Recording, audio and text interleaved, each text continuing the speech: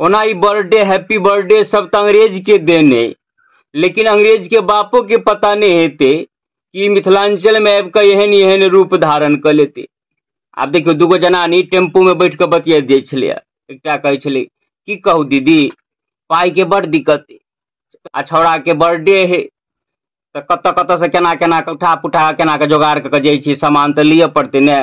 तो सामने वाली महिला कहे आइ कै गो धिया पुता है, तो कहे 3 गो है। कहे आए तो साल में तो 3 गो पबनी यह भ जात है। तो कहे कहलिए 3 बेर कथी करब, तीनों के जोड़ के एके दिन तीनों साथी कह दे।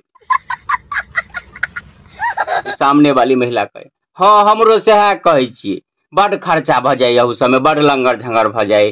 तो 4 साल तो भइए गेले, 1 साल और भ जेते ने तो कहे छी हमहू सौंपे देवे। अब बर्थडे के 5 साल के बाद सौंप दे है, ई बात अंग्रेज के बापो के पता हेते।